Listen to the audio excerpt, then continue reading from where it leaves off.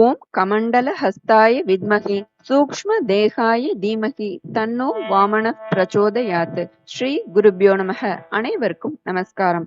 இன்று வாமன ஜெயந்தி. அசுர மன்னரான மகாபலி சக்கரவர்த்தியிடம் தன் திருவடிகளினால் 3 அடி மண் தானமாக கேட்டு உலகங்களையும் அம்மன்னனையும் ஆட்கொண்டருள பகவான் ஸ்ரீமன் நாராயணன் வாமனராக அவதரித்த நன்னாள்.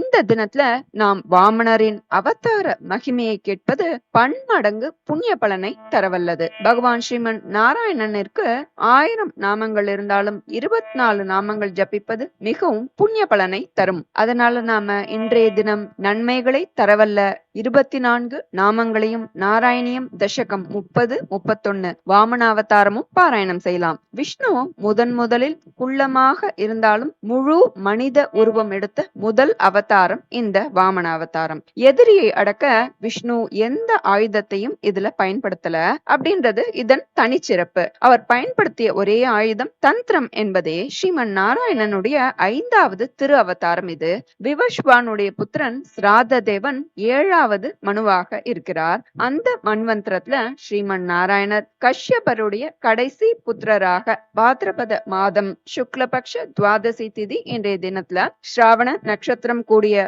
சுப தினத்துல அதிதி மற்றும் கஷ்யபர் தம்பதிக்கு பயோவிரதத்தின் பலனா சங்கு, சக்கரம், கதை மற்றும் தாமரையோட பகவான் வாமனர் குள்ளமான கருப்பு நிற தேகத்தோட மஞ்சள் நிற ஆடையுடன் அவதாரம் புரிந்தார். மார்பில் ஸ்ரீவத்ச அடையாளமும் இருந்தது. இந்திரனுடைய பெற்றோர் கஷ்யபர், அதிதி. அதனால வாமனர் இந்திரனுக்கு சகோதரன் முறையாவார். இவர் பிறப்பின் போது அநேக சுப சகுனங்கள் எல்லாம் தோன்றின. வாமனருக்கு உபநயனம் செய்தார்கள். அப்போ சூரிய தேவனே காயத்ரி மந்திரம் உபதேசித்தார். தேவகுரு பிரகஸ்பதியே யக்ஞோபவீதம் எனும் பூநூலை அணிவித்தார். கஷ்யபர் மேகலை என்பது அந்த பிரம்மச்சாரி இடையில அணியும் முப்புரி கயிறு. கஷ்யபரே அந்த மேகலையை அணிவித்தார். பூமி கிருஷ்ணாஜினத்தை கொடுத்தார், அதாவது கருப்பு மான் தோலை கொடுத்தார். சந்திரன் தண்டத்தை அளித்தார். மாதாவான அதிதி கௌபீனத்தை மறைக்கக்கூடிய வஸ்திரத்தை அளித்தாள். திலோகமானது குடையை, வாமனர் குடை வைத்திருப்பார் இல்லையா, அந்த குடையை அளித்தார்களாம். பிரம்மா கமண்டலத்தையும், சப்த ரிஷிகள் தர்பைகளையும், சரஸ்வதி ஜப்பமாலையையும், குபேரன் பிக்ஷா பாத்திரத்தையும் அளித்தார். உமாதேவியை முதல்ல பிக்ஷை அளித்தாள். அபார பிரம்ம தேஜஸுடன் திகழ்ந்தார் வாமனர். அதனாலதான் அந்தனர் இல்லங்கள்ல பூணூல் வைபவம் யாருக்கானும் தள்ளி போச்சு அப்படின்னா உடனே ஸ்ரீ வாமன மூர்த்தியை நினைச்சு வேண்டிண்டா உடனே நடைபெறும் என்பது நிதர்சனமான உண்மை. பகவான் வாமனரின் கால் விரல்லேந்து உற்பத்தியாகும் கங்கை நீரை சிவபெருமான் தன்னுடைய சிரத்தில் தாங்கிக் கொண்டார். அப்பேற்பட்ட மகிமை பொருந்திய அவதாரம் இந்த ஸ்ரீ வாமன அவதாரம். பிரகலாதனின் பேரன் மகாபலி சக்கரவர்த்தி அவன் செய்த விஸ்வஜித் என்ற மகா யாகத்தை பிருகுகுல அந்தனர்கள் எல்லாம் ரொம்ப விமர்சையா நடத்தினா. 100 அஸ்வமேத யாகங்கள் செய்தா இந்திர பதவியை அடையலாம் அப்படின்னு முடிவு பண்ணி யாகங்களை செய்ய தொடங்குறான் மகாபலி. அவ்வாறு அவன் யாகம் செஞ்சு முடிச்சுட்டா தேவலோகம் முழுமையும் நிரந்தரமா அவன் வசமாயிடும். அப்படின்றதுனால தேவர்கள் எல்லாரும் போய் மகாவிஷ்ணுட்ட சரணடைகிறா. நீங்க தான் எங்களை காப்பாத்தணும் அப்படின்னு சொல்லி அவர்கிட்ட போய் சரணடைகிறா.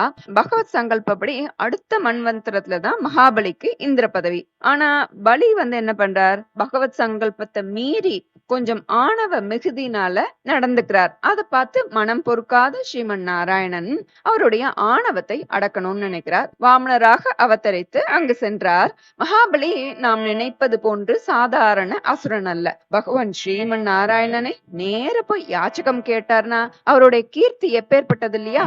மகாபலி சப்த சிரஞ்சீவிகள்ல ஒருவன், பிரகலாதனின் பேரன், அடுத்த மன்வந்தரத்துல இந்திர பதவிக்கு வர இருப்பவன். இந்த மகாபலியோட பாதாள லோகத்துல ஸ்ரீ மகாவிஷ்ணுவே வாயில் காப்பானா இருந்து பாதுகாத்துன்னு வராரே. இவருடைய நினைவாகத்தானே ஓணம் பண்டிகை கொண்டாடப்படுறது. பகவானாகிய புருஷோத்தமனாகிய நாராயணனுக்கே யாச்சிகம் கொடுத்த கீர்த்திமான் அல்லவா மகாபலி. கற்பக விருட்சத்தை விட அள்ளி அள்ளி கொடுக்கும் கொடையாளி. எப்படி மகாபலியோட பாதாள லோகத்துல ஸ்ரீமன் நாராயணன் வாயில் காப்பானா இருக்காரோ, அதே போல இவருடைய 100 புதல்வர்கள்ல ஒருவரான பானாசுரன் அவனுடைய சோனிதபுரம் என்ற இடத்துல சிவபெருமான் வாயில் காப்பானா இருக்காராமா. பகவான் ஸ்ரீமன் நாராயணனுக்கு 1000 நாமங்கள் இருந்தாலும் 24 நாமங்கள் ஜபிப்பது ரொம்ப புண்ணியத்தை தரவல்ல நாமங்கள். அதுல 13 15வது திருநாமமும் ஓம் திருவிக்ரமாய நமக ஓம் வாமனாய நமகன்றது சாக்ஷாத் ஸ்ரீ வாமனமூர்த்தியை போற்றி சொல்லக்கூடியது. அந்த நாமங்களை நாம இப்ப தெரிஞ்சுக்கலாம். ஓம் ஸ்ரீ கேசவாய நமக ஓம் சங்கர்ஷனாய நமக ஓம் நாராயணாய நமக ஓம் வாசுதேவாய நமக ஓம் மாதவாய நமக ஓம் பிரத்யும்னாய நமக ஓம் கோவிந்தாய நமக ஓம் அனிருத்தாய நமக ஓம் விஷ்ணவே நமக ஓம் புருஷோத்தமாய நமக ஓம் மதுசூதனாய நமக ஓம் அதோக்ஷஜாய நமக ஓம் திரிவிக்ரமாய நமக ஓம் லக்ஷ்மீ நரசிம்ஹாய நமக ஓம் வாமனாய நமக ஓம் அச்சுதாய நமக ஓம் ஸ்ரீதராய நமக ஓம் ஜனார்தனாய நமக ஓம் ஹிருஷிகேஷாய நமக ஓம் உபேந்திராய நமக ஓம் பத்மநாபாய நமக ஓம் ஹரயே நமக ஓம் தாமோதராய நமக ஓம் ஸ்ரீகிருஷ்ணாய நமக. பகவான் வாமனர் அவதரித்து வந்தார்னு பார்த்தோம் இல்லையா? மகாபலி வாமனருடைய திவ்ய தேஜஸ்ல அப்படி ஈர்க்கப்படுறார். அவரை முறைப்படி வரவேற்கிறார். நீங்க வந்ததே எனக்கு பெரிய பாக்கியம். எங்களுடைய வம்சம், நாடு, மக்கள் எல்லாருமே புனிதம் அடைந்தோம். உங்களுடைய விருப்பம் எதா இருந்தாலும் அதை நான் நிறைவேற்றி தரேன்னு சொல்லி வாக்குறுதி கொடுக்கிறான் மகாபலி. வாமனர் இதுதான் சமயம் காத்துட்டு இருக்கார். மகாபலியோட மூதாதையர், அவருடைய வம்சத்தோட சிறப்புகள் எல்லாம் சொல்றார். சொல்லிட்டோ 3 அடி நிலம் மட்டும் போரும் எனக்குன்னு சொல்லி யாச்சகமா கேக்குறார். இது ரொம்ப அற்பமா இருக்கே, வேற தானம் வசந்ததா தானம் கேளுங்கோ, நான் கொடுக்கறேன்னு சொல்லி மகாபலி சொல்றான் பகவான்கிட்ட. வாமனர் எனக்கு இந்த 3 அடி நிலமே போரும் அப்படின்னு சொல்ல மகாபலி வேறு வழி இல்லாம சரின்னு ஒத்துண்டு அதையே கொடுக்கறான். அசுர குருவான சுக்கராச்சாரியார் வந்திருக்கிறது சாக்ஷாத் ஸ்ரீமன் நாராயணன், அவசரப்பட்டு வாக்கு கொடுக்காதேன்னு சொல்றார். மகாபலியோ பகவான் நாராயணனே யாச்சகம் கேட்டா எப்படி நான் தரது மறுக்க முடியும், என்னே பாக்கியம் இல்லையா அப்படின்னு தூய பகவத் சிந்தனையோட தானம் அளிக்க தயாராயிடுறான். தன்னோட முதல் அடினால பூமியையும், 2வது அடியில ஆகாசத்தையும், 3வது அடிக்கு இடமில்லைன்னு மகாபலியோட ஆணவம் அழிந்து அவன் தன்னுடைய சிரத்தின் மேல பகவானுடைய திருப்பாதத்தை வைக்கும்படி வேண்டி கேட்டுக்கிறான். வாமனரும் தன்னுடைய புனித திருப்பாதத்தை மகாபலியோட சிரத்தின் மேல வைத்து அவனை பூமியில அழுத்தி பாதாள லோகத்துக்கு சக்கரவர்த்தியாக்கி அனுகிரகம் புரிஞ்சுறார். அசுரனா இருந்தாலும் அவனுடைய அகந்தை அழிந்து பகவான்கிட்ட சரணடைந்த உடனே அவர் உடனே அனுகிரகம் புரிஞ்சுறாரு. என்ன ஒரு பகவானுடைய காருண்யம் இல்லையா? வாமனர் மகாபலிட்டேந்து பூமியை யாச்சகமா பெற்று உலகத்தையும் தன்னுடைய சகோதரனான இந்திரன்ட்ட கொடுத்துடுறார். அவருடைய இந்திரலோகத்தையும் மகாபலிட்டேந்து மீட்டுறார். இதுல என்ன ஒரு ஆச்சரியமான விஷயம்னா, பகவானுடைய தசாவதாரத்துல வராகம், நரசிம்மம், வாமனர், ராமாவதாரம், கிருஷ்ணாவதாரம்னு இந்த 5 அவதாரமும் பிரகலாதன் மற்றும் மகாபலியோட ஒன்றுக்கொன்று தொடர்புடையதா இருக்கு. எப்படின்னு சொல்லி தெரிஞ்சுக்கலாம். வராக அவதாரத்துல ஹிரண்யாக்ஷனை வதம் செய்கிறார். அது பிரகலாதனுடைய சிறிய தந்தை, சித்தப்பா. நரசிம்ம அவதாரத்துல ஹிரண்யகசிபுவை வதம் செய்கிறார். அது பிரகலாதனுடைய தந்தை.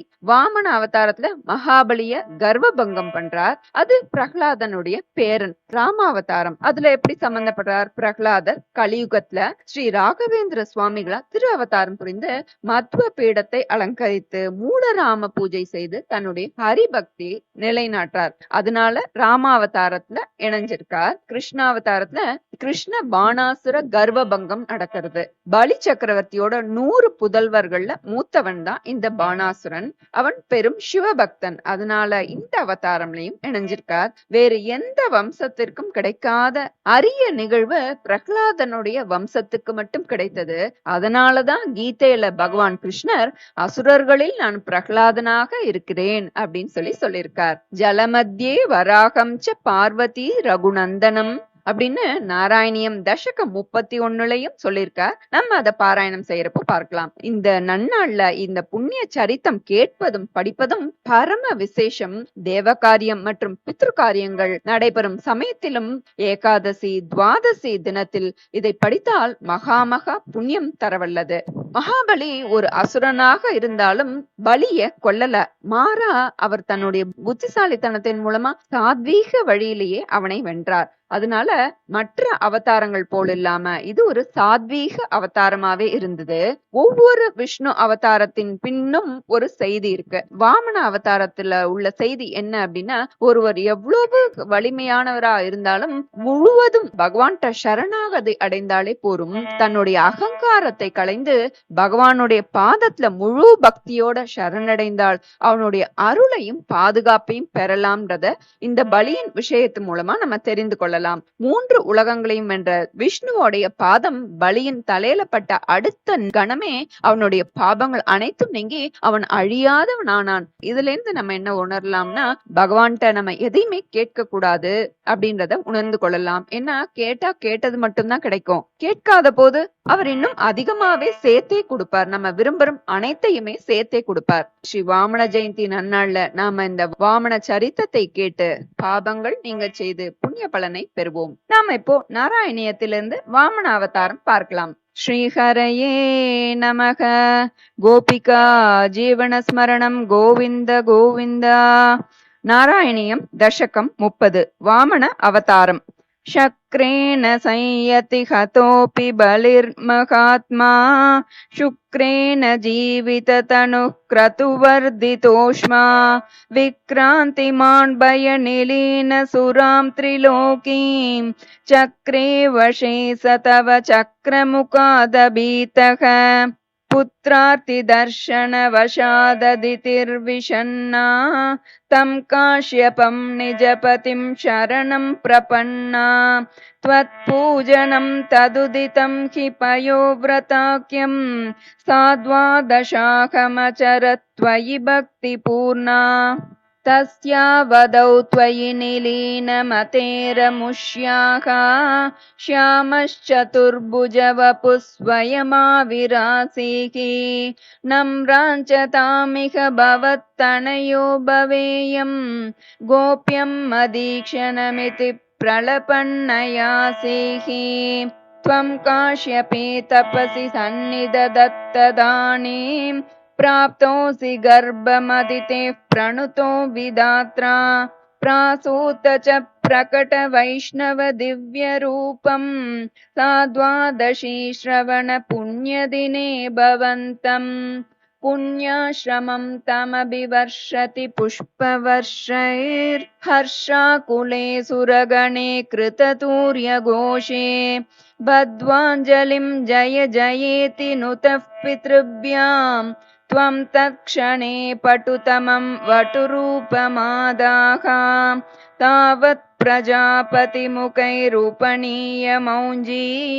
दण्डाजिनाक्षवलयादिभिरर्च्यमानः देदीप्यमानवपुरीशकृताग्निकार्यः त्वं प्रास्थिता बलिगृहं प्रकृताश्वमेधम् गात्रेण भाविमहिमोचित गौरवं प्राक् व्यावृण्वतेव धरणीं चलयन्नयासीः छत्रं परोष्मतिरणार्थमिवाददानो दण्डं च दानवजनेष्विव सन्निधातुं तां नर्मदोत्तरतटे हयमेधशालाम् आसे दुषित्वयि रुचा तव रुद्धनेत्रैः भास्वान् किमेष दहनोऽनु सनत्कुमारः योगीनुकोऽयमिति शुक्रमुखैः शशङ्के आनीतमाशु भृगुभिर्मखसाभिभूतैः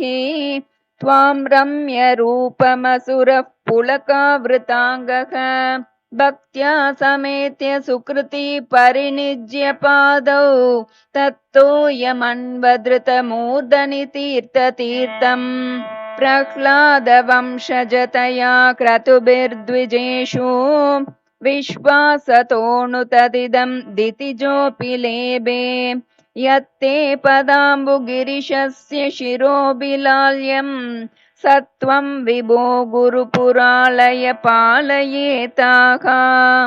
தசகம் 31. பலிதர்ப்ப உச்சேதக. பலியின் செருக்கை அழித்தல்.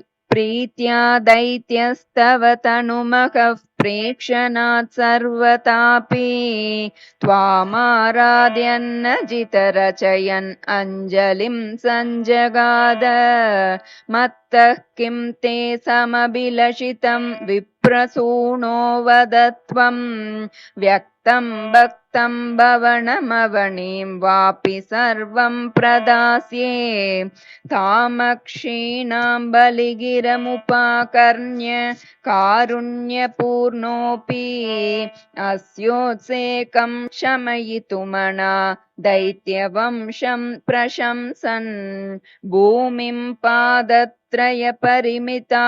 प्रार्थयामासि तत्त्वं सर्वं देहीति तु निगदिते कस्य हास्यं न वा स्यात् विश्वेशं मां त्रिपदमिह किं याचसे बालिशस्त्वं सर्वां भूमिं वृणु किममुनेति आलपत्वां सदृप्यन् यस्मादर्पा त्रिपदपरिपूर्ति अक्षमः क्षेपवादान् बन्धं चासावगमदतदर्होऽपि गाढोपशान्त्यै पादत्रय्या यदि न मुदितो विष्टपैर्नापि तुष्येत् इत्युक्तेऽस्मिन् वरद भवते दातु कामे ततोऽयम् दैत्याचार्यस्तव खलु परीक्षार्थिनः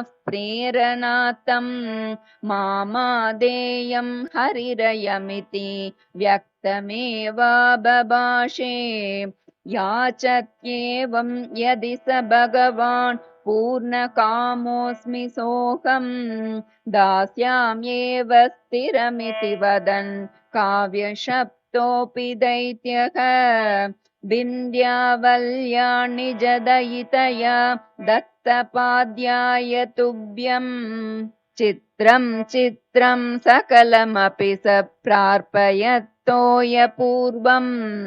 निस्सन्देहं दितिकुलपतौ त्वय्यशेषार्पणं तत् व्यातन्वाणे मुमुचुर्ऋषयः सामराः पुष्पवर्षं दिव्यं रूपं तव च तदिदं पश्यतां विश्वभाजाम् उच्चैरुच्चैरवृदधवधीकृत्य विश्वाण्डभाण्डं त्वत्पादाग्रं निजपदगतं पुण्डरीकोद्भवोऽसौ कुण्डितोयैरसि च दपुनात् यज्जलं विश्वलोकान् हर्षोत्कर्षात् सुबहुननृते केचरैरुत्सवेऽस्मिन् भेरीं निघ्नन् भुवनमचरत् जाम्बवान् भक्तिशाली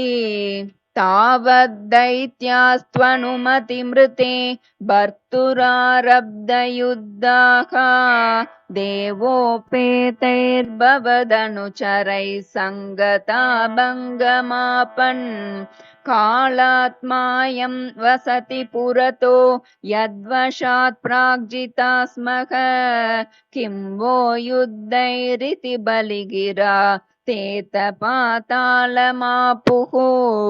पाशैर्बद्धं पतगपतिना दैत्यमुच्चैरवादीः तार्तीयीकं दिश मम पदं किं न विश्वेश्वरोऽसि पादं मूर्ध्नि प्रणय भगवन् नित्यकम्पं वदन्तं प्रह्लादस्तं स्वयमुपगतो मानयन्नस्तवी त्वाम् दर्पोचित्यै विहितमखिलं दैत्यसिद्धोऽसि पुण्यैः लोकस्ते स्तोत्रिदिव विजयी वासवत्वं च पश्चात् मत्सायुज्यं भज च पुनरिति अन्वगृह्णा बलिं तं विप्रैः सन्तानितमकवरः पाहि वातालयेश श्रीहरये नमः।